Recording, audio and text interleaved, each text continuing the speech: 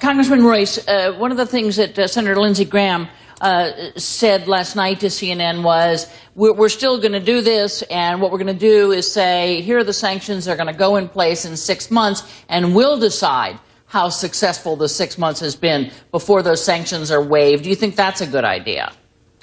I think what Senator Graham is saying is that it would be sort of a sword of Damocles that would be hanging there, right. Where we would say to the Iranians, listen, yes, of course, you have to be able to hold their feet to the fire on these negotiations, because once before we had an agreement with Iran, they walked away from it, and the IAEA had an agreement with Iran, and Iran went ahead and built an enriched facility building and lied to the IAEA about that. So unless we understand that the people who run in Iran, who send the protesters out to chant death to America last month in the streets, unless we understand, that they are capable of cheating and have in place the ability to really ratchet up, we're gonna find ourselves exactly where we found ourselves with North Korea, which will be that nuclear capability will be in the hands of the Ayatollah.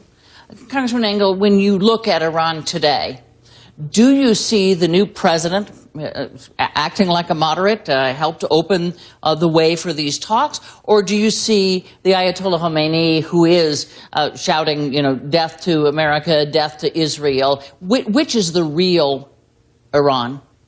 Well, I think the supreme leader is the real Iran. Yeah, Ayatollah, the one who has said death to America. Yes, just last week he called Israel a rabid dog. The rhetoric hasn't stopped. Look, Rouhani is no moderate. No moderates were allowed to run in the Iranian election. All the moderates were excluded. You had 6 hardliners that were allowed to run. And Rouhani is perhaps the most moderate of the 6 hardliners, but he's still a hardliner, and it's not clear to me that he can make these decisions anyway. It's the supreme leader, Khomeini, who can make these decisions, and he, frankly, hasn't shown any kind of moderation whatsoever. Look, I think we have to use these next 6 months to make sure that Iran dismantles its program and that they have no right to enrichment. They keep saying, even as we speak, that they have a right to enrichment. That troubles me. They don't.